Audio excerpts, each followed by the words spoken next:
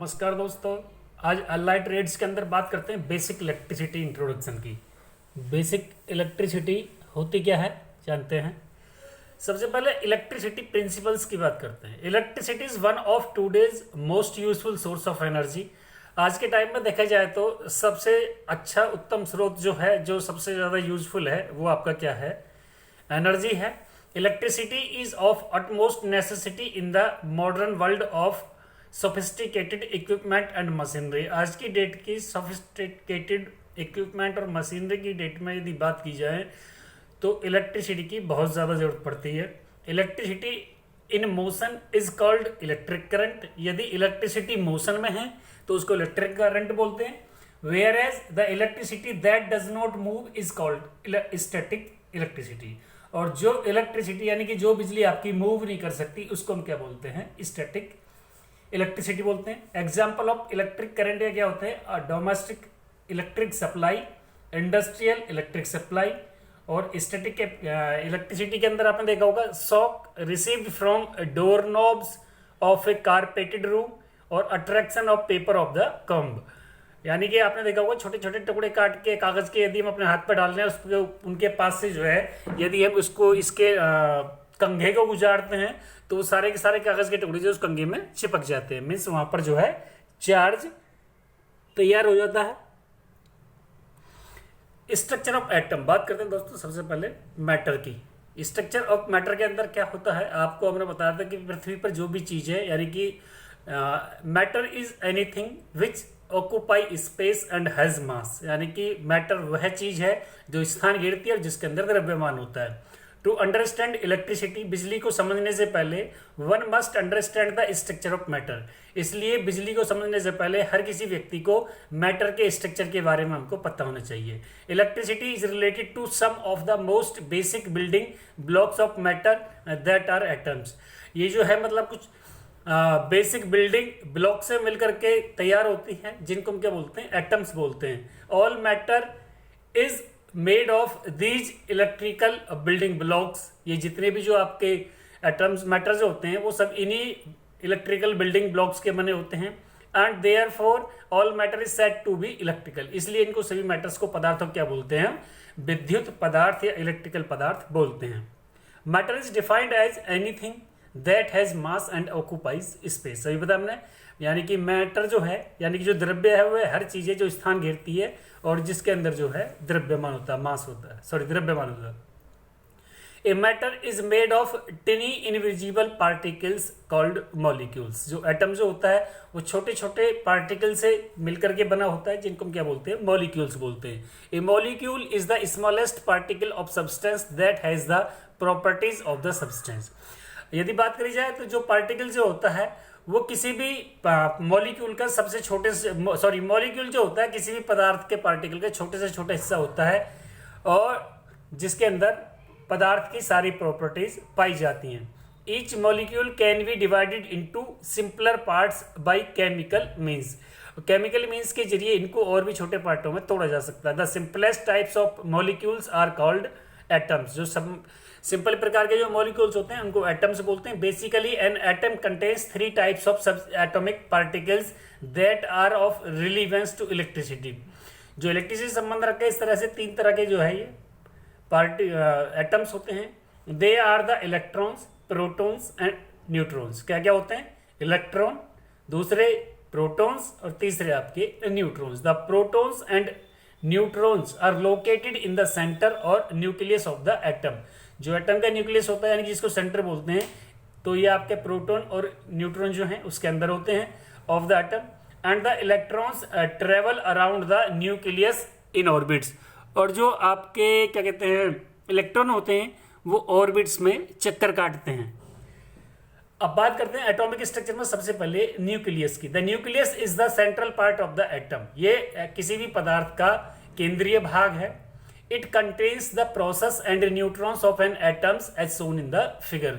जैसे कि फिगर में दिखा रखा है इसके अंदर प्रोटॉन्स होते हैं और न्यूट्रॉन्स होते हैं। तो ऊपर न्यूट्रॉन्स दिखा रखे हैं, नीचे आपके फोटोन्स है। फोटोन यही प्रोटॉन होते हैं। न्यूक्लियस ऑफ एन एटम ये आपको दिखा रखा है फिगर। अब बात करते हैं प्रोटॉन्स की। The proton has a positive electrical charge. जो प्रोटॉन होता है उसमें पॉजिटिव इलेक्ट्रिकल चार्ज होता है। It is almost 1840 times heavier than the electron, ये इलेक्ट्रॉन से 1840 गुना बड़ा होता है। And it is the permanent part of the nucleus, इसी को जो हमें न्यूक्लियस का परमानेंट पार्ट बोलते हैं, ये न्यूक्लियस का परमानेंट हिस्सा है। Proton do not take an active part in the flow or transfer of electrical energy, जितनी भी इलेक्ट्रिकल एनर्जी का फ्लो होता है उसके अंदर प्रोटॉन्स का कोई भी रोल नहीं होता है, ये उसमें एक्टिव नहीं होते हैं दोस्तों।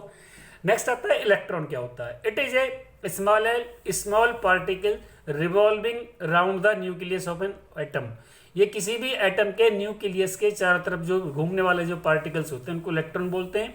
It has a negative electric charge, इनका नेगेटिव इलेक्ट्रिक चार्ज होता है।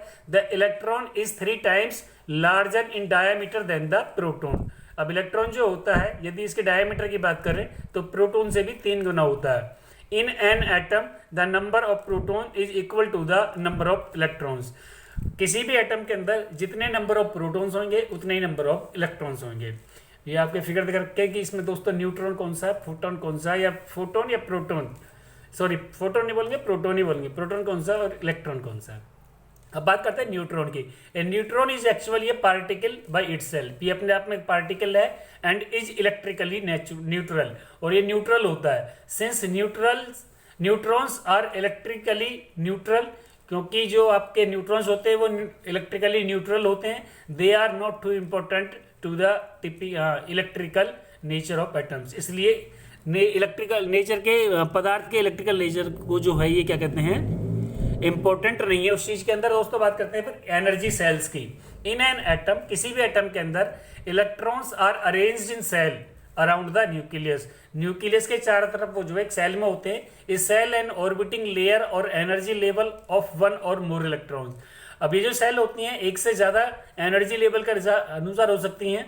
The major shell layer are identified by number of by letter starting with, अब इनको जो हम शो करते हैं सबसे पहले के नियरेस्ट द न्यूक्लियस, जो कि न्यूक्लियस के नियरेस्ट होती है, एंड कंटेनिंग अल्फाबेटिकली ऑनवर्ड्स, और ऑनवर्ड्स चलते हैं इससे देखते हैं तो there is a maximum number of electrons that can be contained in each shell, मतलब काफी इलेक्ट्रॉन एक सेल के अंदर हो सकते हैं। ये आपकी सेल दिखा रखी है, नीचे लेटर डेजिग्नेशन है, ऊपर मैक्सिमम 32 इलेक्ट्रॉन, फिर यानी कि सबसे पहली ऑर्बिट में 2 इलेक्ट्रॉन, दूसरी में 8 और तीसरी में 18 नहीं तो 8, फिर 18 के बाद फिर क्या है 32। तो इस तरीके से जो है इनको एनर्जी सेल्स का हम डिस्ट्रीब्यूशन करते हैं।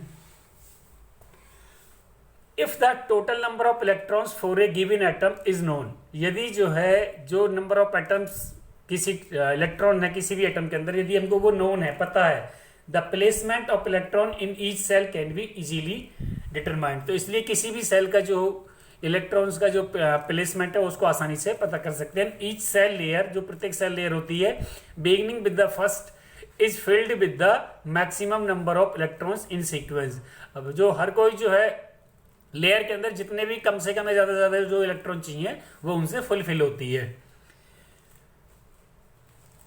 For example, a copper atom which has 29 electrons would have 4 cells with a number of electrons in each cell. Similarly, an aluminium from which has 13 electrons has 3 cells as shown in the figure. नीचे figure में देखी जाए यदि copper की बात करें तो copper के अंदर 4 सेल बनते हैं और एल्यूमिनियम के अंदर 3 सेल बनते हैं, क्योंकि जो कॉपर का जो आपका एटॉमिक नंबर वगैरह है वो 29 होता है और इसका कितना है 13। तो पहली ऑर्बिट में 2 हो गए, दूसरी में 8, तीसरी में 18 और चौथी में लास्ट में कितना बच गया 1 बच गया। ऐसे इसके अंदर एल्यूमिनियम के अंदर पहली में 2, दूसरी में 8 और तीसरी में 3। ये आपको दिखा भी रखा है दोस्तों, ये जो है इस फिगर के अंदर ये आपके जो दिखा रखे हैं ये आपके किस ऑर्बिट में मतलब कितने जो है नंबर ऑफ इलेक्ट्रॉन्स मूव करते हैं, ये आपको इन दोनों फिगर्स के अंदर दिखा रखा है। नेक्स्ट बात करते हैं दोस्तों इलेक्ट्रॉन डिस्ट्रीब्यूशन की। जो इलेक्ट्रॉन होते हैं उनका डिस्ट्रीब्यूशन कैसे करते हैं। The chemical and electrical behaviour of atom depends on how completely the various shell and sub shells are filled. अब जो इसके अंदर जो सेल्स होती हैं सब सेल्स होती है वो किस तरीके से कंप्लीट हैं, भरी हुई हैं या नहीं है, ये उस बिहेवियर पर डिपेंड करता है। Atoms that are chemically active have 1 electron more or 1 less than a completely filled shell, यानी कि उस कंडीशन में, जिस कंडीशन में जो है किसी भी पदार्थ के अंदर या तो एक दो इलेक्ट्रॉन एक्स्ट्रा है या एक दो इलेक्ट्रॉन कम है लास्ट ऑर्बिट में, तो क्या होता है आपके atoms that have the outer shell exactly filled are chemically inactive. तो जो पहली ऑर्बिट में जो केमिकली इनएक्टिव होते हैं they are called inert element, इनको इनर्ट एलिमेंट भी बोल देते हैं।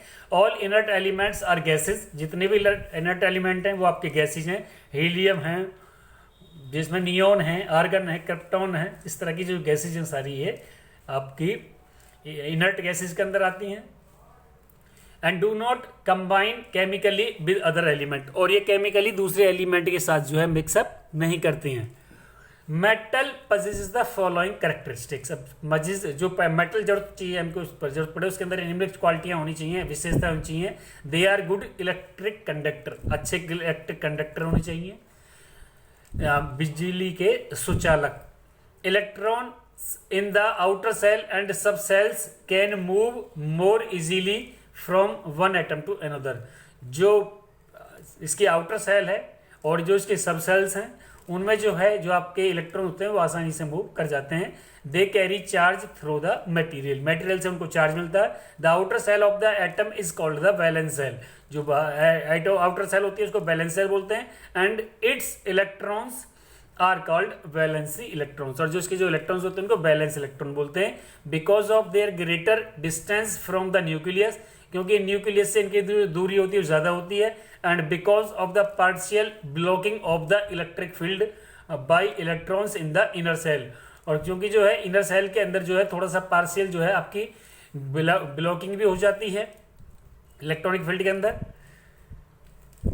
The attractive force exerted by nucleus on the balance electrons is less. अब जो अट्रैक्शन फोर्स जो लगती है वो कम होती है, जो मतलब आपकी जो वैलेंस इलेक्ट्रॉन्स पर डालता है। Therefore valence electrons can be set free most easily, इसलिए आसानी से इजीली सेट हो सकते हैं। Whenever a balance electron is removed from its orbit, जब बैलेंस इलेक्ट्रॉन को उसकी ऑर्बिट से अलग करते हैं कक्षा से, it becomes a free electron, फिर वो फ्री इलेक्ट्रॉन बन जाता है। Electricity is commonly defined as the flow of these free electrons through a conductor, यानी कि किसी कंडक्टर के अंदर इन फ्री इलेक्ट्रॉन्स का मूव करना, घूमना ही क्या कहलाता है आपका इलेक्ट्रिसिटी कहलाता है। Throw electrons from flow from negative terminal to positive terminals, और जो इलेक्ट्रॉन्स होते हैं वो नेगेटिव से पॉजिटिव की तरफ मूव करते हैं। The conventional current flow is assumed as from positive to negative, और जो कन्वेंशनल होता है उसको हम क्या करते हैं, उसको मान लेते हैं कि ये जो है नेगेटिव से पॉजिटिव टू नेगेटिव की तरफ है। दोस्तों बात करते हैं कंडक्टर की। A conductor is a material that has many free electrons permitting electrons to move through it easily, यानी कि जो कंडक्टर होता है वो ऐसे पदार्थ होते हैं जिनकी लास्ट ऑर्बिट में जो है काफी फ्री इलेक्ट्रॉन होते हैं। Generally conductors have incomplete valence shell of one, two और थ्री इलेक्ट्रॉन्स। जो इनकी जो वैलेंस सेल होती है लास्ट ऑर्बिट, उसमें या तो एक दो जो है क्या मिलेगा, जो आपके वो क्या कहते हैं जो एटम्स हैं, सॉरी एलिमेंट हैं, वो आपके अंदर एक या दो या तीन कम मिलेंगे। Most metals are good conductor, अधिकतर जितने भी जो मेटल होते हैं वो हीट के और इसके इलेक्ट्रिसिटी के गुड कंडक्टर होते हैं। Some common good conductors are copper. अब गुड कंडक्टर्स के कुछ एग्जांपल पूछे तो आपका कॉपर है, एल्यूमिनियम है, जिंक है, लेड है, टिन है, eureka, nichrome, silver and gold. ये हो गया आपके दोस्तों कंडक्टर्स। दूसरे होते हैं insulator. An insulator is a material that has few if any free electrons and resist the flow of electrons. इसके अंदर क्या होता है, कुछ एक ही जो है इलेक्ट्रॉन्स होते हैं लास्ट ऑर्बिट में जो कि उनको रेसिस्ट करता है इलेक्ट्रॉन्स के फ्लो को। Generally insulators have full valence shells of 5, 6 और 7 इलेक्ट्रॉन्स। इसलिए जितने भी इंसुलेटर होते हैं इनकी जो लास्ट ऑर्बिट होती है उसमें 6 या 7 इलेक्ट्रॉन्स पाए जाते हैं, 5, 6, 7, 8 कुछ भी, मतलब 8 से कम। Some common insulators are air, glass, rubber, plastic, paper, porcelain, PVC, fiber, mica, ETC. ये आपके सब क्या है इंसुलेटर का कार्य करते हैं। नेक्स्ट होता है semiconductors. A semiconductor is a material that has some of the characteristics of both the conductor and insulator. जो सेमीकंडक्टर होते हैं इनके अंदर इंसुलेटर और कंडक्टर दोनों की ही विशेषताएं पाई जाती हैं, कैरेक्टरिस्टिक्स पाई जाती हैं। सेमीकंडक्टर हैव वैलेंस सेल, जो सेमीकंडक्टर होते हैं उनकी जो वैलेंस सेल होती है कंटेनिंग 4 इलेक्ट्रॉन, और उसमें कितने इलेक्ट्रॉन पाए जाते हैं 4। जैसे कि फॉर एग्जांपल हम कार्बन कह सकते हैं। Common examples of pure semiconductor materials are silicon and germanium. जो सबसे ज्यादा जो प्योरेस्ट फॉर्म में जो पाए जाते हैं वो सिलिकॉन और जर्मेनियम होते हैं, जिनसे आपने जो है सोलर ऊर्जा, सोलर सेल बनते हुए देखे हैं। क्वेश्चन आ जाता है कि सोलर सेल किसके बने होते हैं, तो जो सोलर सेल होते हैं वो सिलिकॉन और जर्मेनियम के बने होते हैं। Specially treated semiconductors are used to produce modern electronic components such as diodes, transistor and integrated circuit chips. अब इनके जरिए ही जो है जो सेमीकंडक्टर हैं इनसे डायोड बने, transistor and integrated circuit chips वगैरह जो हमने इसको बना करके तैयार करी दोस्तों। नेक्स्ट आता है necessity of earthing.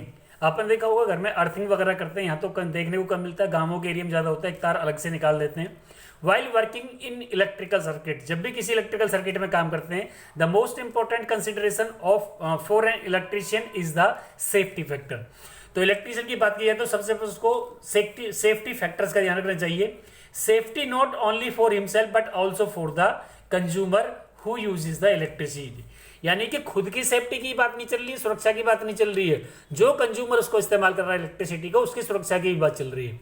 Earthing the metal frames casing of the electrical equipment is done to ensure that the surface of the equipment under faulty conductors does not hold dangerous potential which may lead to shock hazards। इस condition में क्या होता है, जो shock hazards के लिए जो हानिकारक होते हैं इक्विपमेंट्स वगैरह, उनमें ये काम नहीं करता, फिर वहां पर जो है हवा मतलब लीकेज वगैरह नहीं होती है। However earthing the electrical equipments needs further consideration as to ensure that the earth electrode resistance is reasonably low to active the safety devices like earth circuit, leakage breaker, fuses and circuit breakers to open the faulty circuits and thereby protect man and material. Earthing of an electrical installation can be brought under the following 3 categories। अब जो earthing जो होती है वो कौन कौन से प्रकार की होती है, अर्थिंग किस लिए जरूरी होती है, मैंने आपको बता दिया दोस्तों लीकेज वगैरह को। सबसे पहले होती है system earthing. Earthing associated with current carrying conductor, ये उससे संबंध रखती है, इसमें करंट कैरिंग कंडक्टर होते हैं। Is normally essential to the safety for the system, जो कि सिस्टम की सेफ्टी के लिए बहुत जरूरी है। And it is generally known as system earthing, इसलिए इसको सिस्टम अर्थिंग पुकारते हैं। System earthing is done at generating station and sub station. ये जनरेटिंग स्टेशन जितने भी होते हैं, सब स्टेशन होते हैं, वहां पर इसका इस्तेमाल करते हैं। Equipment earthing, this is a permanent and continuous bonding together connecting together, यानी कि जो इसमें परमानेंट जो बॉन्डिंग होता है वो लगातार होता है टूगेदर एक साथ। Of all non current carrying metal parts of the electrical equipments to the system earthing electrode, जितनी भी इसकी जो है नॉन करंट कैरिंग पार्ट्स हैं वो। Equipments earthing is provided to ensure that the exposed metallic parts in the installation do not become dangerous for attaining a high touch potential under condition of fault। यानी कि ये किस लिए होते हैं, जब हम काम कर रहे होते हैं तो वहां पर जो है शॉक वगैरह ना लगे, झटके वगैरह ना लगे इंस्ट्रूमेंट के जरिए, तो वहां इसका इस्तेमाल करते हैं। It is also carry the earth fault current, से अर्थ फॉल्ट करंट भी लगता है। Till clearance by protective devices without casting a fire hazard, बिना किसी फायर हजार्ड को क्रिएटिंग किए वगैरह कोई भी फायर हजार्ड उत्पन्न नहीं होता है। Special requirement for earthing, special क्या होती है, static earthing is provided to prevent building up of static charge. Static charge को बिल्डिंग अप को रोकने के लिए हम इसका इस्तेमाल करते हैं। The connections to earth of appropriate location, मतलब जो हम अर्थ लगाते हैं किसी उपयुक्त जगह पर लगाते हैं। Example operation theatre in hospitals, जो ऑपरेशन थिएटर होते हैं हॉस्पिटल्स के, वहां पर clean earth may be needed for some of the computer data processing equipments. उस कंप्यूटर डाटा प्रोसेसिंग मशीन के लिए जो है हमको जो है क्लीन अर्थ की जरूरत पड़ती है। These are to be independent of any other earthing in the building. Earthing is essentially required for the protection of building against lightning. Lightning के अगेंस्ट बिल्डिंग को प्रोटेक्ट करने के लिए हम इसका इस्तेमाल करते हैं ताकि जो है लीकेज वगैरह ना हो। अब आता है रीजन फॉर अर्थिंग, क्यों करते हैं हम अर्थिंग को। An electric shock is dangerous only when the current flow through the body exceeds beyond certain milli ampere value. कुछ सर्टेन मिली एम्पियर की वैल्यू के अलावा यदि जो करंट का जो फ्लो है उससे हमको क्या होता है, झटके लगते हैं। In general any current flowing through the body beyond 5 milli amperes is considered as dangerous. जो 5 एम्पियर से ज़्यादा है उसकी बात जो करते हैं तो सब हमारे क्या आ जाते हैं, ये आपके इनको डेंजरस मानते हैं। शिल्डिंग क्या होती है, shielding is the protective devices layer over the insulated cable. Insulated cable के ऊपर जो शिल्डिंग लगी होती है उसी को हम जो है शिल्डिंग बोलते हैं। ये स्टील वायर की भी हो सकती है, इधर ये पीवीसी है, पीवीसी इंसुलेटर है, कॉपर वायर है और वो आपकी कोर दिखा रखी है दोस्तों। तो दोस्तों अब बात करते हैं इनके यूजेस की। It acts as earth ground for the electrical appliances. Electrical appliances की सुरक्षा के लिए इसका इस्तेमाल करते हैं ग्राउंड के साथ जोड़ के। It protects the cables from moisture entering as well as flexible. एक तो फ्लेक्सिबिलिटी को रोकने के लिए और जो है मॉइस्चर ना जाए उस चीज को रोकने के लिए इसका इस्तेमाल करते हैं। It also act as mechanical strength as well as flexible to the cables. Electrical strength और मैकेनिकल स्ट्रेंथ और फ्लेक्सिबल केबल्स की तरह जो ये कार्य करता है। It protects the cable from all weather condition like water, oil, grease and heat. और जो ज़्यादा हीट या वाटर या ग्रीस या ऑयल कंडीशन से बचाने में भी इसकी मदद करता है। नेक्स्ट होता है दोस्तों neutron. A neutron is actually a particle by itself, भी अपने आप में एक पार्टिकल है एंड इज इलेक्ट्रिकली न्यूट्रल, और ये न्यूट्रल होता है। Since neutrons are electrically neutral, क्योंकि इलेक्ट्रॉन्स जो है वो इलेक्ट्रिकली न्यूट्रल होते हैं, they are not so important to the electrical nature of atoms. इसलिए electrical of nature of atoms के लिए जो है ये जरूरी नहीं है दोस्तों। नई वीडियो में फिर से हाजिर होंगे, तब तक के लिए नमस्कार दोस्तों।